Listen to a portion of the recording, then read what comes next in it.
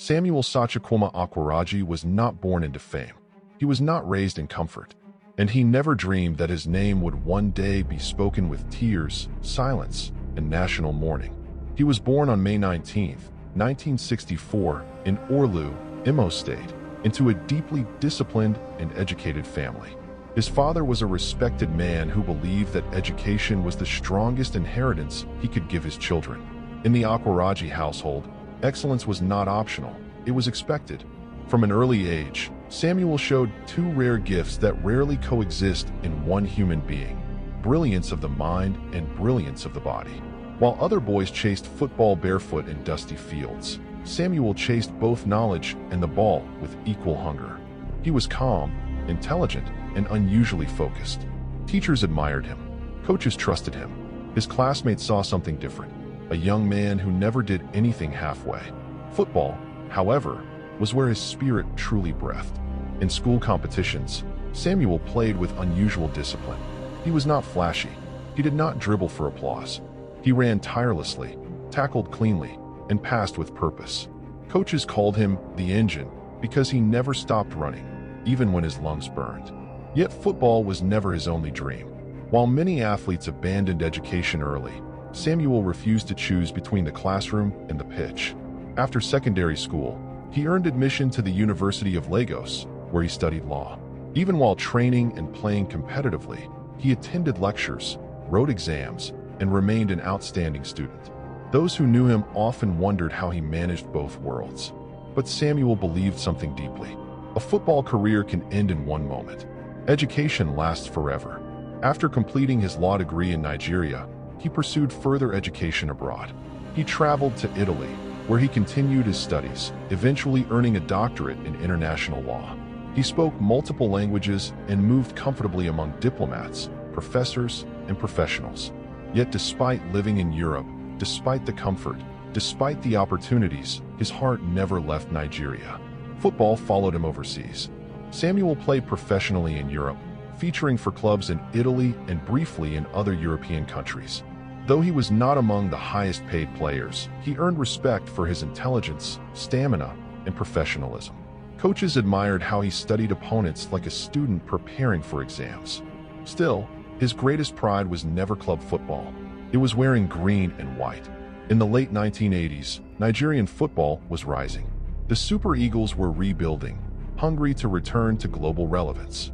When Samuel Okwaraji received the call-up to the national team, he did not hesitate, even though representing Nigeria came with sacrifices. At that time, players were not always paid promptly. Bonuses were uncertain. Travel conditions were poor, but Samuel never complained. In fact, on several occasions, he paid his own flight tickets to join the national team. Not because he was rich, but because he believed service to country was sacred. Teammates remember him as quiet but deeply patriotic.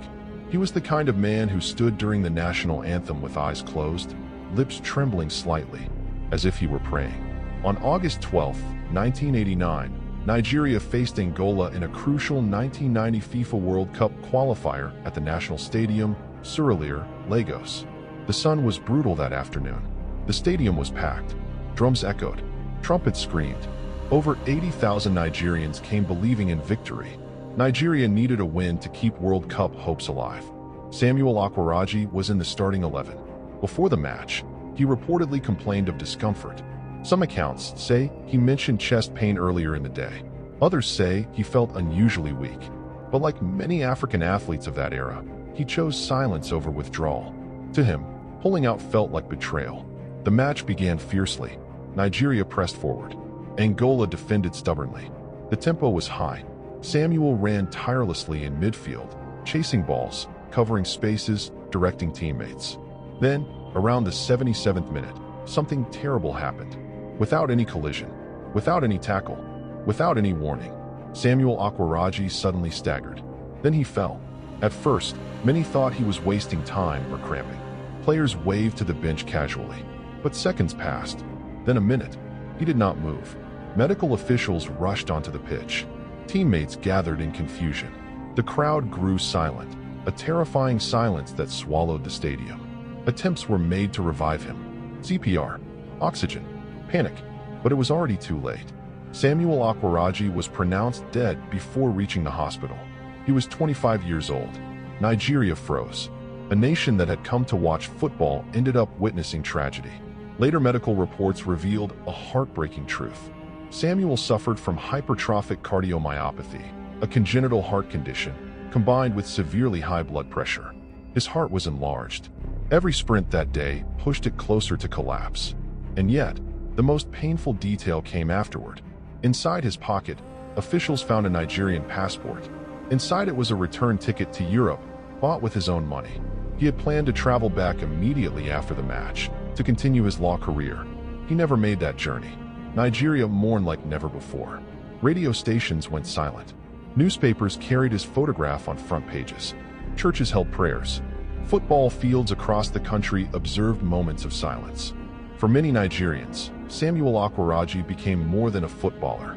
He became a symbol of sacrifice, a symbol of patriotism, a symbol of what it meant to give everything, even life, for one's country.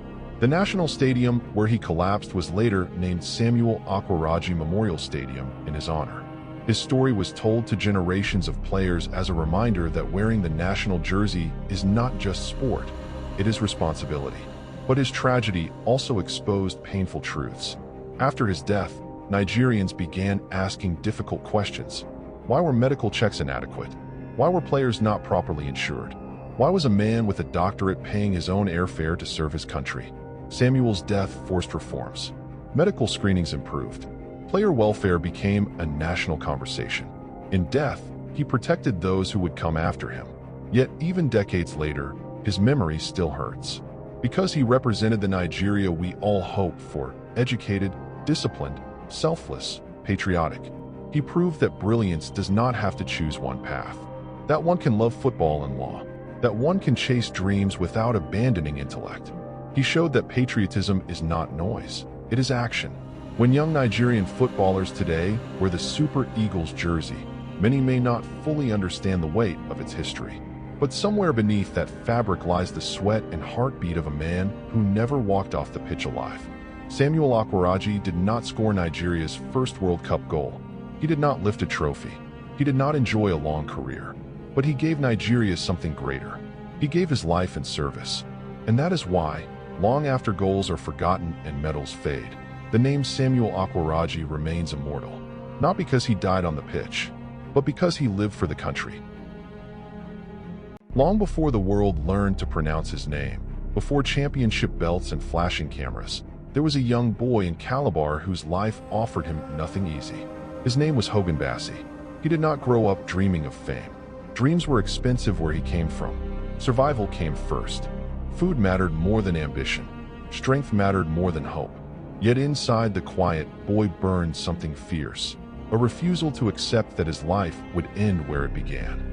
Born on 1932 in colonial Nigeria, Hogan's childhood was shaped by hardship. Opportunities were rare and success felt distant, especially for African children living under foreign rule. He worked from a young age, carrying loads and doing small jobs just to eat. His hands hardened early. His body grew tough long before adulthood. But more important than physical strength was what developed in his mind. Patience, observation, control. When street confrontations broke out, Hogan did not panic. He learned when to step back, when to move, and when to strike. People noticed he never wasted energy. He fought with thought, not rage. That mindset would later define his boxing style. Introduced to boxing, something clicked instantly. The ring made sense to him. Here, discipline mattered. Timing mattered. Intelligence mattered.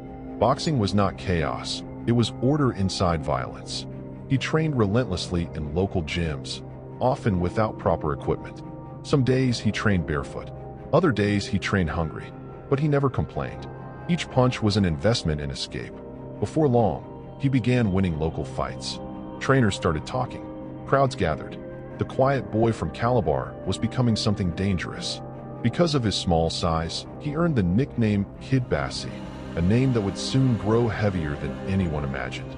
By the early 1950s, Kid Bassi had conquered nearly everyone available to him in Nigeria and West Africa. But the ceiling was low. There were no world titles at home, no global recognition, no path beyond the continent. If he wanted greatness, he had to risk everything. So he left. He traveled to England, stepping into a world colder than anything he had ever known. Not just the weather, but the people. He faced discrimination, doubt, loneliness. Many promoters refused to believe an African boxer could be elite. Yet every rejection hardened his resolve. He trained harder than the locals, ran longer, sparred more rounds, learned European techniques, and blended them with his own disciplined style. Slowly, the wins began to stack up. Then the headlines followed. Fight after fight, Kid Bassi dismantled opponents who underestimated him. His punches were not wild. They were surgical, body shots that drained strength, jabs that controlled distance, footwork that frustrated aggression. By 1957, boxing insiders could no longer ignore him. Kid Bassi was now ranked among the world's top featherweights. One fight stood between him and immortality. The World Featherweight Championship was scheduled in Paris, France. The champion, Sheriff Hamia, was aggressive, powerful, and heavily favored. Few believed the Nigerian challenger had a chance. But when the bell rang, something shifted. Bassi remained calm, almost cold. He let Hamia come forward. He absorbed pressure. He targeted the body again and again, like a craftsman chipping stone. Round by round, the champion slowed. In the 7th round, Bassi exploded with a combination that shattered resistance. Hamia collapsed. The referee counted. And when it was over, the impossible had happened. Hogan Kid Bassi was the world featherweight champion. Africa had its first world boxing king. Nigeria erupted in celebration. At a time when Africans were told their place was limited, one man had punched through the ceiling. Kid Bassi was no longer just a boxer. He was proof. Proof that talent lived in Africa. Proof that discipline could defeat privilege. Proof that destiny could be rewritten. Children began shadowboxing in dusty streets. Young men dared to dream beyond borders. For many Nigerians, his victory felt personal. One of their own had stood on the world stage and won. Being champion changed everything. Attention followed him everywhere. Expectations grew heavier. Challengers lined up. But Kid Bassi remained the same, quiet, disciplined, focused. He defended his title successfully, proving his triumph was no accident. Eventually, he faced Davey Moore, a fierce American challenger. The fight was brutal. This time, Bassi lost the belt. But he did not lose his legacy. Because titles can be taken, history cannot.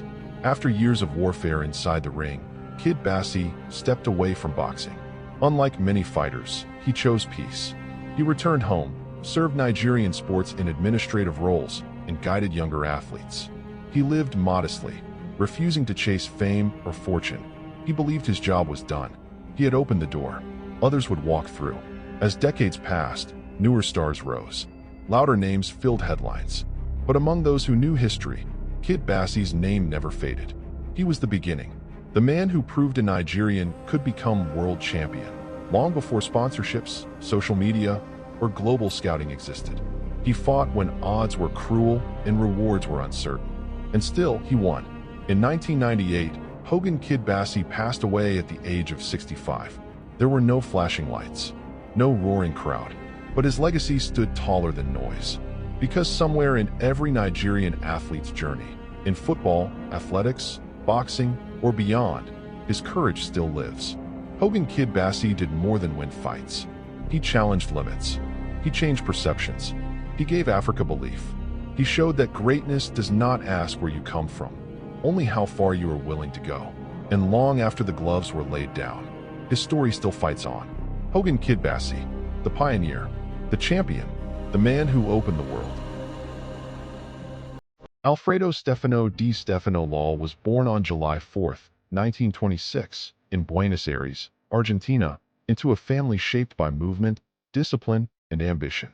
His father, Alfredo di Stefano Sr., had been a professional footballer himself, and from him young Alfredo inherited not just a love for the game, but an understanding that football was work, serious, demanding, and unforgiving.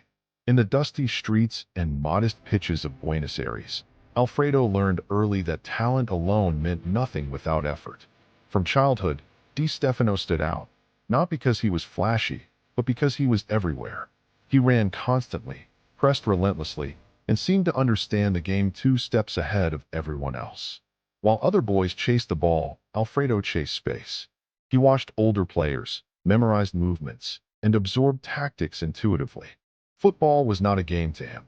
It was a system to be mastered. He joined River Plate's youth academy, La Máquina, era looming large over Argentine football. River Plate was not just a club, it was a philosophy. Technical excellence, fluid movement, and collective intelligence defined their style. Di Stefano grew within that system, learning how to pass, press, drop deep, and attack. By the late 1940s, he had broken into the first team, contributing to River Plate's 1947 league title. Though not yet the star, his versatility and tireless energy made him invaluable. But Argentina in the late 1940s was unstable. In 1949, a players' strike over wages disrupted the league, forcing many top footballers to leave the country. Di Stefano was among them. He crossed the Atlantic to Colombia, joining Millonarios of Bogotá during the era known as El Dorado, when Colombian clubs paid enormous wages and attracted global talent. In Colombia, Alfredo Di Stefano transformed from a promising all-rounder into a dominant force. At Millonarios, he played with freedom and authority, scoring goals, creating chances, and leading attacks with relentless intensity. Fans called him La Seda Rubia, the Blonde Arrow, a nickname that captured his speed, sharpness, and lethal presence. Millonarios became one of the most feared teams in the world, defeating European giants in friendly tournaments and redefining South American football's global reputation. It was during a tour in Spain in 1952 that fate intervened. Millonarios faced Real Madrid in a friendly match celebrating the club's 50th anniversary. Di Stefano dominated the game. His movement, intelligence, and work rate stunned the Spanish audience. Real Madrid's president, Santiago Bernabeu, saw immediately what others had not fully grasped. This man could change the destiny of a club. What followed was one of the most controversial transfers in football history. Both FC Barcelona and Real Madrid claimed rights to Di Stefano. Legal disputes, political pressure, and negotiations stretched endlessly. At one point, it was decided he would alternate seasons between the two clubs, a proposal so absurd it only highlighted the chaos of the situation. Eventually, the deal collapsed for Barcelona, and Di Stefano signed with Real Madrid in 1953. That decision altered football history forever. When Di Stefano arrived at Real Madrid, the club was respected but not dominant. European football was still fragmented, and no club ruled the continent. Di Stefano changed that instantly. He did not simply score goals, he orchestrated everything. He defended, midfield, attacked, and led. He pressed opponents until they broke. He demanded excellence from teammates and punished complacency with his intensity. Real Madrid became a machine, and Di Stefano was its engine. The creation of the European Cup in 1955 provided the perfect stage. From the first final in 1956 to 1960, Real Madrid won 5 consecutive European Cups, an achievement unmatched to this day. Di Stefano scored in every final. He controlled every match. Alongside legends like Ferenc Puskás, Francisco Ginto, and Raymond Kopa, he formed the greatest club-side football had ever seen. But even among giants, Di Stefano stood tallest. He was not confined to one role. When defenders pressed, he dropped deep. When midfielders tired, he surged forward. When attackers hesitated, he took responsibility. His football intelligence bordered on prophetic. Teammates often said he told them where to run before they realized the space existed. He won 2 Ballon d'Or awards in 1957 and 1959, a reflection of his dominance in an era crowded with legends. Yet awards never fully captured his value. Di Stefano was football's first truly complete player, a prototype for the modern, all-round footballer decades before the term existed. International football, however, was less kind. Born in Argentina, Di Stefano's international career became tangled in politics and circumstance. He represented Argentina early on, later played for Colombia unofficially, and eventually represented Spain. Despite qualifying for tournaments, injuries and disputes meant he never played in a World Cup. It remains one of football's great tragedies that the world's most complete player never graced the game's biggest stage. By the early 1960s, age began to slow him, but his influence remained immense. In 1964, after 11 glorious years, Di Stefano left Real Madrid. He had scored 308 goals in 396 matches, won countless titles, and turned the club into a global institution. He later played briefly for Espanyol before retiring from professional football. Retirement did not silence him. Di Stefano transitioned into management, coaching clubs across Spain and Argentina. As a coach, he emphasized discipline, tactical intelligence, and collective responsibility, principles that had defined his playing career. While his managerial success never matched his playing legacy, his football mind continued to command respect. In later years, he became an honorary president of Real Madrid, a living symbol of the club's golden identity. New generations admired players like Pelé, Maradona, Cruyff, Messi, and Ronaldo, but those who studied football deeply understood that Di Stefano stood at the foundation of modern greatness. He was not the most artistic. He was not the most flamboyant. He was something rarer, complete. Alfredo Di Stefano passed away on July 7, 2014, at the age of 88. Tributes poured in from every corner of the football world. Legends bowed. Clubs mourned. Historians reflected. And one truth became undeniable. Football before Di Stefano and football after Di Stefano were not the same game. He taught football how to think. He taught teams how to dominate. He taught greatness how to endure. Alfredo Di Stefano did not just play football. He built empires with it.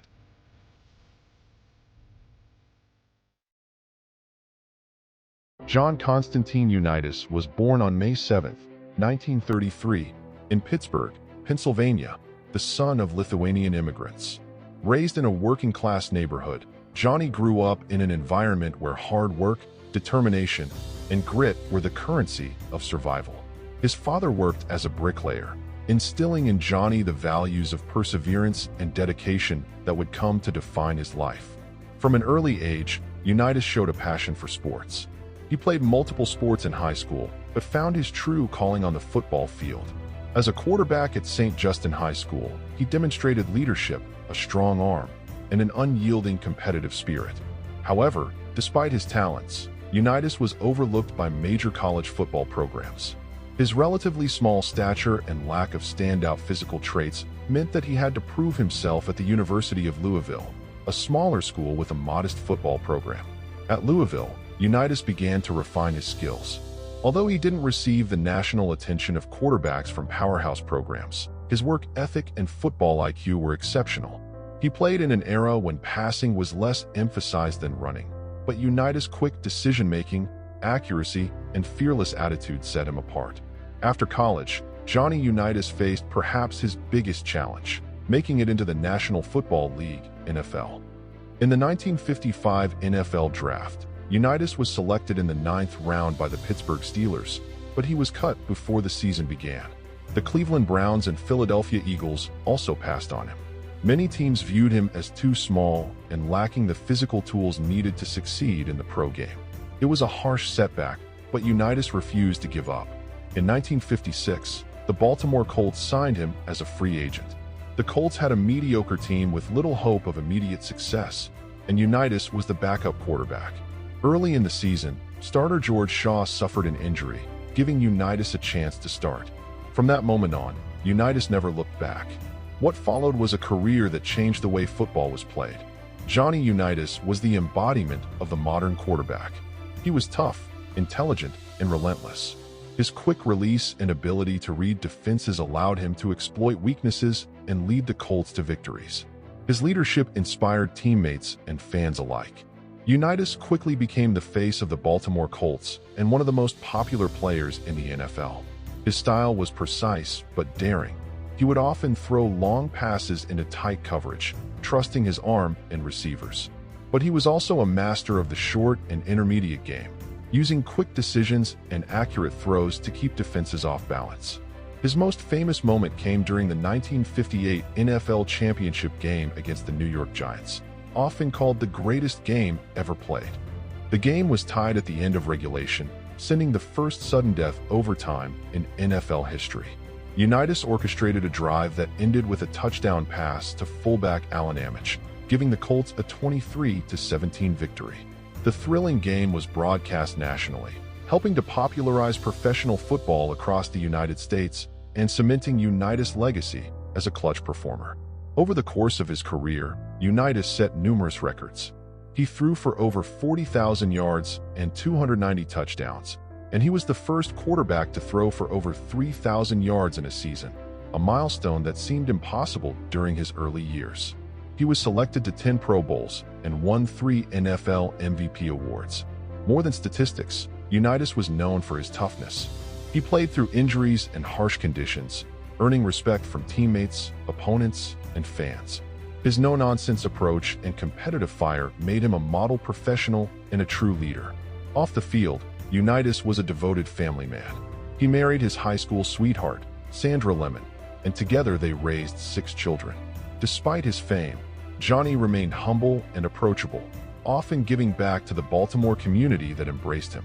In the 1970s, after a distinguished career with the Colts, Unitas played his final seasons with the San Diego Chargers and the Pittsburgh Steelers, where he served as a mentor to younger players. He retired from professional football in 1973. After retirement, Johnny Unitas continued to be involved in football and philanthropy. He was inducted into the Pro Football Hall of Fame in 1979, a recognition of his immense contributions to the sport. His legacy as a pioneer of the passing game and as a leader of men endures. Unitas passed away on September 11, 2002, but his impact on the game remains. He set the standard for what it means to be a quarterback, combining skill, intelligence, leadership, and heart. The NFL's Golden Arm Award, given annually to the top collegiate passer, is named in his honor. Johnny Unitas was more than just a player. He was the man who helped transform football into America's most beloved sport. His story is a testament to perseverance, passion, and the power of never giving up. Joseph Louis Barrow was born on May 13, 1914, in Lafayette, Alabama, the 7th of 8 children in a poor black family living under the crushing weight of Jim Crow segregation. His father, Monroe Barrow, was a sharecropper who struggled with mental illness after a violent incident, and his mother, Lily Reese Barrow, worked tirelessly as a washerwoman to keep the family alive. Life offered little mercy. Hunger, racism, and fear were constant companions. When Joe was still young, his father was committed to a mental institution, leaving his mother to raise the children alone. In search of safety and opportunity, she moved the family north during the Great Migration, settling in Detroit, Michigan. The city promised factory jobs and a chance at dignity, but it also demanded toughness. Joe was shy, quiet, and withdrawn. He spoke with a soft stutter and preferred solitude to attention. No one looking at the skinny boy carrying laundry would have guessed he would one day shake the world. Joe's mother wanted him to learn the violin, hoping music would keep him out of trouble. But the violin lessons shared a gym with a boxing program at the Brewster Recreation Center. One afternoon, Joe wandered into the boxing room. He watched older boys hitting bags, gloves thudding against leather, sweat flying. Something clicked. The rhythm, the discipline, the raw honesty of it all. It spoke to him in a way music never had. Joe Louis began boxing at age 17. At first, he was awkward and unsure. But under the guidance of trainer Jack Blackburn, a former lightweight contender with a sharp eye for talent, Joe's potential became obvious. Blackburn taught him balance, patience, and devastating precision. Joe was not a wild puncher. He was calm, deliberate, and terrifyingly efficient. Every punch had purpose. Every movement conserved energy. As an amateur, Joe Louis compiled a staggering record. He won the 1934 National AAU Light Heavyweight Championship and the Golden Gloves title, dominating opponents with a right hand that seemed to come from nowhere. When he turned professional later that year, the boxing world buzzed quietly at first, but it did not stay quiet for long. Joe Louis tore through the heavyweight division like a force of nature. He knocked out seasoned fighters with chilling ease. His punches were short, fast, and destructive. Sports writers struggled to describe him. He didn't taunt. He didn't smile. He simply destroyed opponents and returned calmly to his corner. Fans packed arenas just to see how quickly he would end the fight. In 1936, Joe faced former heavyweight champion Max Schmeling of Germany. Schmeling, a skilled technician, studied film and discovered a flaw in Joe's style. He dropped his left hand after throwing a jab. On June 19, 1936, in a shocking upset, Schmeling knocked Joe Louis out in the 12th round. It was Joe's first professional loss, and it devastated him. But the loss came at a time when the world was changing. Adolf Hitler had risen to power in Germany, and the Nazi regime twisted Schmeling's victory into propaganda, portraying it as proof of Aryan superiority. Though Schmeling himself rejected Nazi ideology, the symbolism stuck. For Joe Louis, the loss became more than personal. It became political. Joe responded the only way he knew how, by improving. He trained harder, fixed his defensive flaws, and sharpened his already lethal offense. 1 year later, on June 22, 1937, Joe Louis faced James J. Braddock, the Cinderella Man, for the heavyweight championship of the world. The fight was brutal. Braddock was tough, determined, and experienced. But in the 8th round, Joe Louis unleashed a thunderous right hand that dropped Braddock to the canvas. The referee counted 10. At just 23 years old, Joe Louis became the heavyweight champion of the world. He would hold that title for 12 years, longer than any heavyweight champion in history. But it was the rematch with Max Schmeling that defined his legacy beyond sport. On June 22, 1938, Yankee Stadium overflowed with over 70,000 fans. Millions more listened on the radio across America. The fight was framed as democracy versus fascism, Black America versus Nazi ideology, hope versus hate. Joe Louis carried a burden no athlete had ever carried before. When the bell rang, Joe Louis wasted no time. He attacked Schmeling with ferocity and precision. Left hooks, right hands, combinations that echoed through the stadium. Schmeling was helpless. In just 2 minutes and 4 seconds, Joe Louis knocked him down 3 times. The referee stopped the fight. Schmeling's corner threw in the towel. America erupted. In black neighborhoods, people poured into the streets. In the White House, President Franklin D. Roosevelt congratulated Joe personally. Joe Louis had become more than a champion. He was a national hero. A black man had beaten Hitler's symbol in front of the world. During World War II, Joe Louis used his fame for service. He enlisted in the U.S. Army and participated in exhibition fights to raise morale and funds for the troops. He famously declared, "We're going to do our part, and we'll win because God is on our side." Though still facing racism within the military, Joe remained dignified, disciplined, and loyal to his country. Inside the ring, Joe Louis was nearly unbeatable. He defended his title 25 times, knocking out challenger after challenger. His style was textbook perfection. Balance, timing, power, and patience. He never wasted punches. Fighters feared him not because he was cruel, but because he was inevitable. Yet outside the ring, Joe struggled. Despite earning millions, poor financial advice, lavish spending, and exploitation left him deeply in debt. The U.S. government demanded massive unpaid taxes. Fame did not protect him from financial ruin, nor did it shield him from the racial barriers of the era. Joe Louis was expected to be perfect, humble, polite, patriotic, because America was not ready for a defiant black champion. In 1949, after a brief retirement, Joe returned to boxing in a failed attempt to fix his finances. His skills had faded. In 1950, he faced a young, fast contender named Ezid Charles and lost by decision. A year later, he was knocked out by Rocky Marciano in what would be his final fight.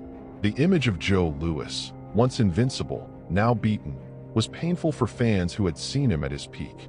Retirement was not easy. Joe worked as a wrestling referee, appeared in exhibitions, and eventually found employment as a greeter at Caesar's Palace in Las Vegas. The once great champion stood smiling at casino doors, welcoming guests who often had no idea who he was. Health problems followed. Depression, heart issues, and financial stress weighed heavily on him. Yet his dignity never left. He remained soft-spoken, respectful, and proud of what he had represented. Joe Louis died on April 12, 1981, at the age of 66.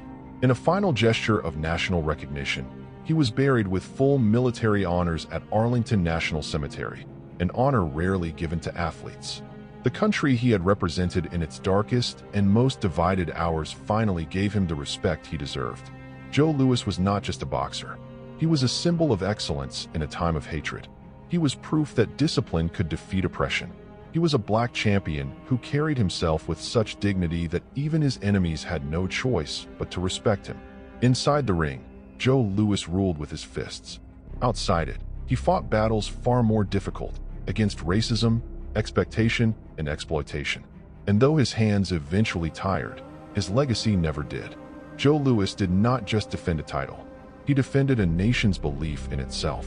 William Felton Russell was born on February 12, 1934, in Monroe, Louisiana, into a world marked by racial segregation and inequality.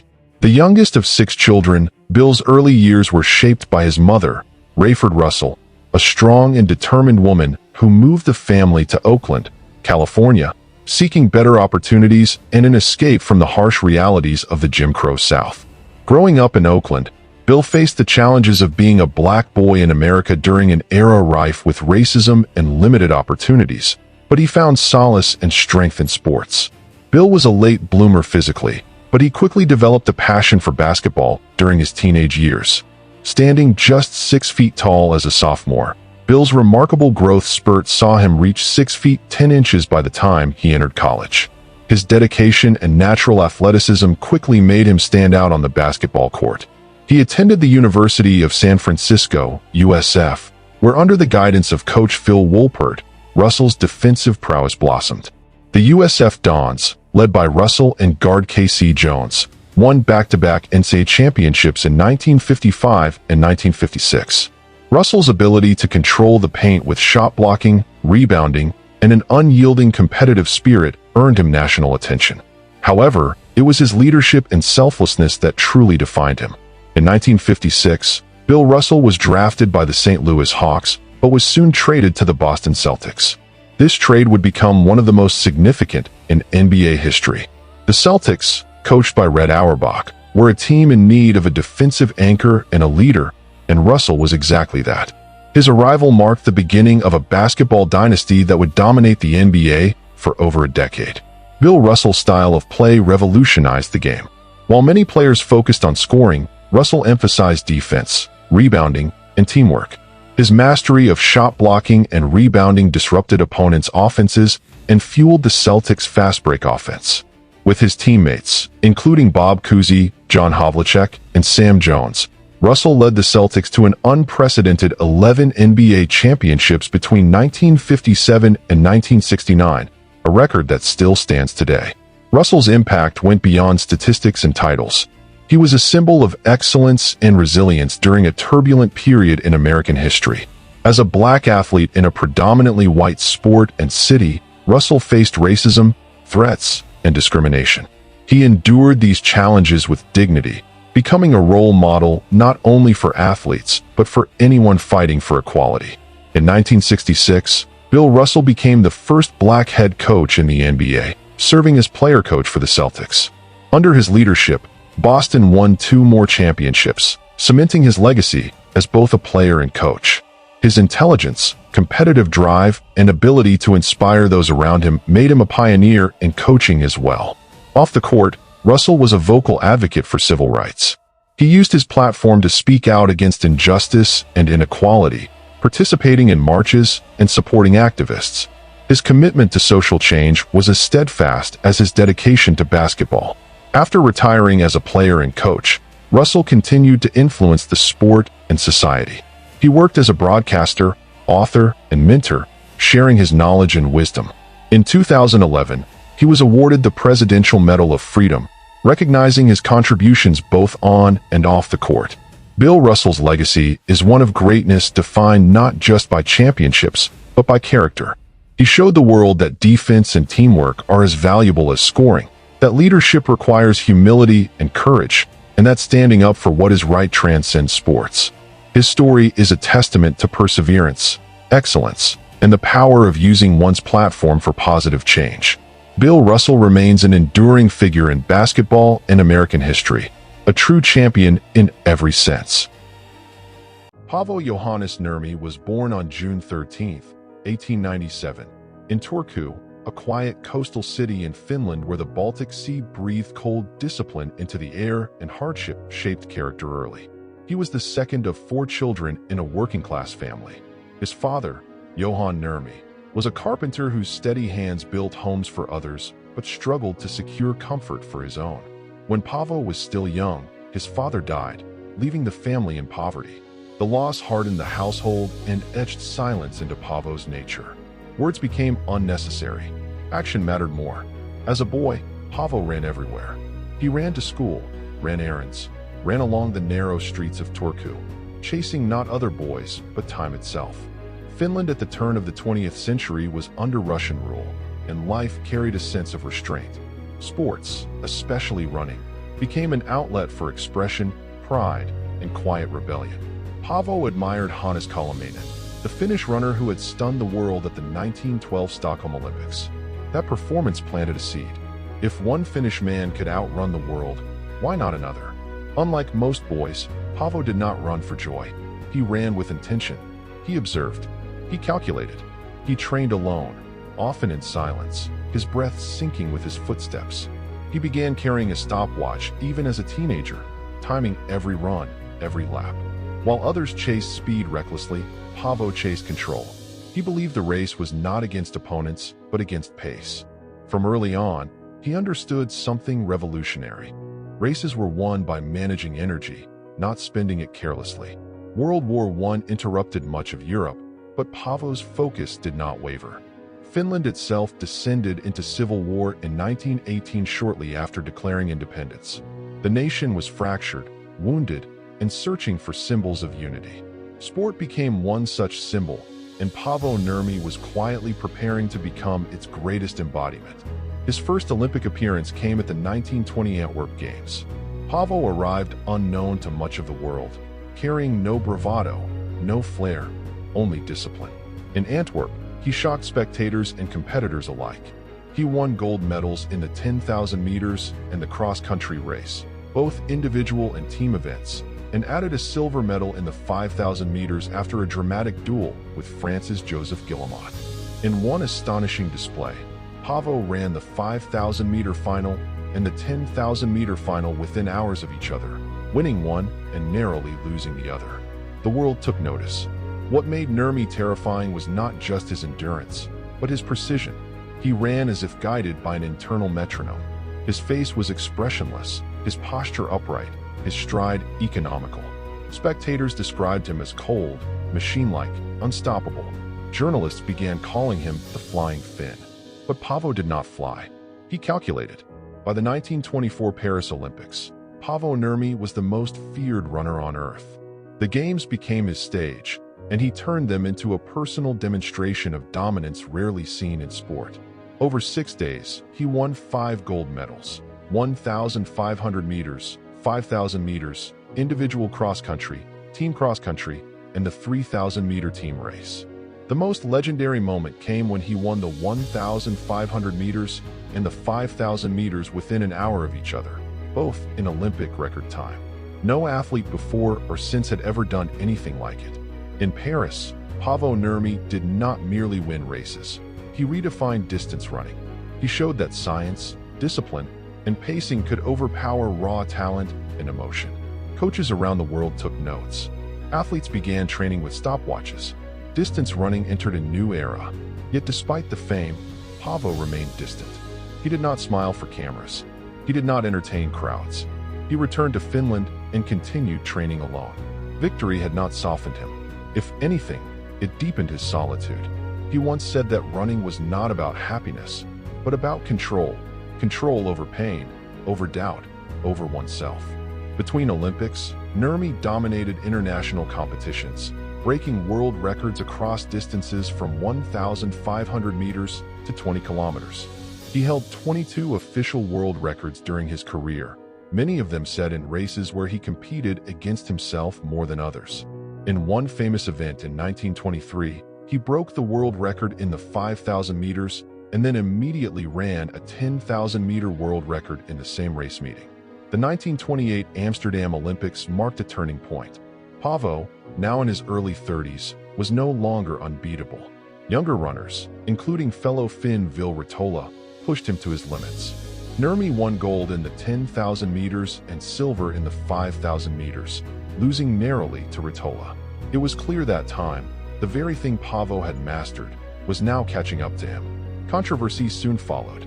In the early 1930s, as Paavo prepared for the 1932 Los Angeles Olympics, Allegations emerged that he had received excessive expense reimbursements, violating amateur rules of the time. Despite his denials and widespread public support in Finland, Paavo Nurmi was ruled a professional and banned from Olympic competition. He never ran in another Olympic race. For a man who defined himself by competition, the ban was devastating. Yet Paavo did not protest loudly. He withdrew, as he always had, into silence. Finland mourned the loss of their greatest athlete's final chapter on the Olympic stage. The world lost the chance to see whether discipline could once again overcome age. After retiring, Nurmi turned to business, becoming a successful contractor and entrepreneur. Wealth replaced medals, but it never replaced purpose. He remained a national icon in Finland, respected more than adored. He coached quietly, advised athletes sparingly, and avoided public appearances. Fame had never been his fuel. As years passed, new champions emerged, records fell, and styles evolved. Yet Paavo Nurmi's influence never faded. Every runner who measured splits, controlled pace, and trained scientifically walked in his footsteps. He had turned running from instinct into strategy. In 1952, Helsinki hosted the Olympic Games. Paavo Nurmi, now 55 years old, was chosen to light the Olympic flame.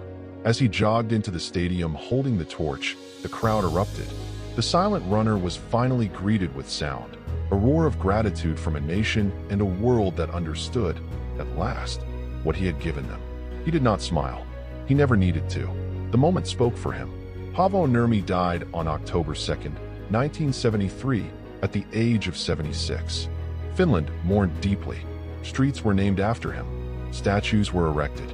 His legacy became inseparable from Finnish identity itself, a symbol of perseverance, discipline, and quiet excellence. Paavo Nurmi was not charismatic. He was not poetic. He did not inspire with words. He inspired by example. He showed that greatness could be built in silence, that victory could be engineered through patience, and that the greatest race anyone ever runs is against their own limits. He ran ahead of his time, and in doing so, he changed time forever.